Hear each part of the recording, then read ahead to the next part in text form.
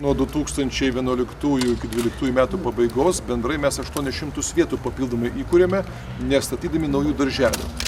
Kaip jau esu minėjęs, tai mes darome efektyviau panaudodami esamą mūsų darželių pastatus ir patalpas. Nes kai kuriuose darželiuose buvo įsikūrusios kitos įstaigos, pavyzdžiui, vairavimo mokykla. Tai ją iškėlus atiduodame mes patalpas atgal darželiams. Arba kai kurie darželiai buvo išnuomavę dalį patalpų, sakykime, ar verslui, ar ten kažkokiom, sakykime, kitom veiklom. Nuomas tokias mes nutraukėm ir grąžiname atgal patalpas būtent darželiams.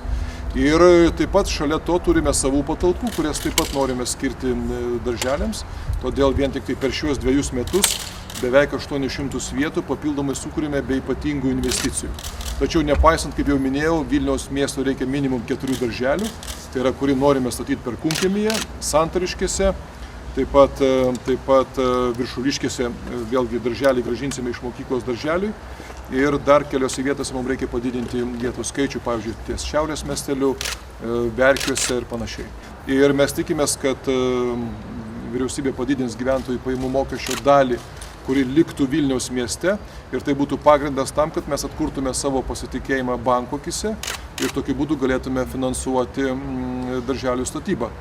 Tvarka iš esmės keičiasi ir jeigu anksčiau reikėdavo visiems vaikščioti į darželius asmeniškai, kalbėtis, dėrėtis, aiškintis ir kurios rasdavo visokiausių kalbų ir galimų, sakykime, neskaidrumų, to nebėra.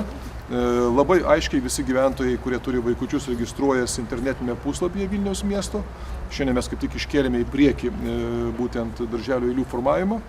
Ir tėvai įrašo savo vaiką, pasirenka 5 prioritetinius darželius. Taip pat mes teikime prioritetą tėvams, tai yra šeimoms, kurios yra didesnės negu 3 vaikai, tai yra daugiavaikėms šeimoms. Taip pat yra prioritetas, jeigu yra viena mama arba tėtis, pagal gyvenamąją vietą, kad tėveliams būtų patogiau leisti vaiką arčiau savo gyvenamosios vietos. Vilniečiai taip pat yra išskirti.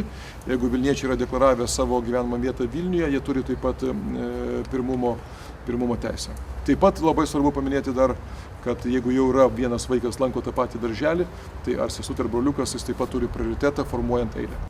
Kur tas poreikis yra didžiausias, Verkių, Pašilaičių, Fabijoniškių, Pilaitės, Žirmūnų. Analizavom ir pagal gyventojų tankį ir sklaidą. Kaip parodyti, centre didžiausias tankis, jaunos šeimos pagrindė statosi ir keliasi, tai pagal visą mūsų Vilniaus miestą, kaip matot, pakraščiuose, soduose daugiausiai išduota leidimų statybai jaunom šeimom.